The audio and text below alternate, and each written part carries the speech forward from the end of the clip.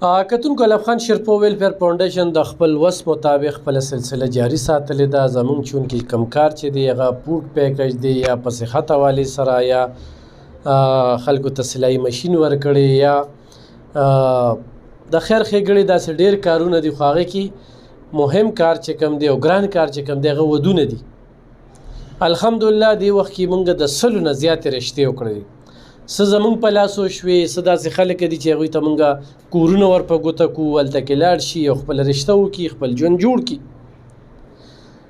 دا مشر معذوره دی، بیماری حالات کې دلته کې راغلی دی. د اتوار په ورځ د لور واده دی، نو هغې کې خو نور هم ډېر څه لګي، خو خوراک هم پکې لګي. نو ما ورته راشه چې زه خو د لوړه درکم او دغه واده چې کوم دی په خیر باندې وشي. نو دا د دویمې لور واده دی او د ده یو زوی دی. څو لوریانې؟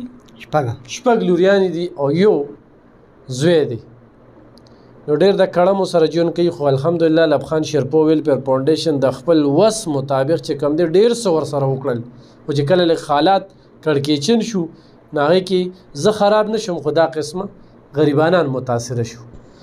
داسې ده که نه؟ بلکل چې تاسو باندې چې دغه کم شو نو موږ سره ډېر زیات خراب شو. لږ نه چې رابل هر یو شی به چې اوس راشو هېڅ هم نه واپس هغه به له 100 روپۍ ته موږ له خپل دغه راکړي، خو هغه دغه نه. نور الف خان شیرپو ویلفیر فاونډیشن د لور د واده دی، څه وایې په دې؟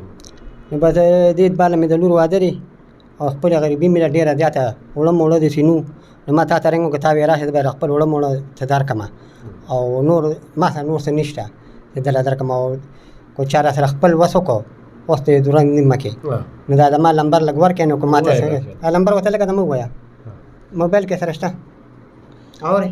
صحیح. نو کتونکو دغه تاسو وینئ چې دا ستاسو د وړاندې دغه سلسله روانه ده. څو کالونه دلته راځي؟ یاره 7 کالونه دې خوا راځم. 7 کالونه. اوس بیمار یم ډېر زیاته په دې ته مې درد پې ګوډو تا ته خو ما ومې که نه ما یې دا تلو نه یم نو ډېر زیات خراب ښه ده. 0340 50 14 432 دا چې کوم ملګري دلته کې راوستی دی په رشقه کې، نو دا د هغه موبایل دی چې ستاسو ته مې په ګوته کوو. نو دغه نمبر باندې نیغ په نیغ هم رابطه کولی شئ. په دې باندې زموږ اکاونټ نمبر هم دی. داسې سپانسر کې نورې لوریانې چې کوم دي وړې دي، ښه ډېرې وړې دي، هسې نه چې به تاسو بس اوس د رشتو کالونه کوئ بیا داسې ډېر کېږي که نه. نو به دغه زمونږ کومک دی دام ډېره مهرباني دا ډېر شی دی زما لپاره. زما غریب کتونکو دغه 4 بورې وړه چې کوم دی دغه مونږ دوی ته ورکړل او نن به د حمزه مور چې کومه ده به ډېره خوشحالي او داسې چې څوک را سره کومک کوي کتونکو مونږ وو چې ډېر ضرورتمند دی چې هغې ته ورسوو. لکه دا هغه دغه بچی چې کوم دی دې شمېر په یتیمانو کې دی، ولې چې دا پلار معذور هم دی، نور د هېڅ کار جوګ هم نه دی.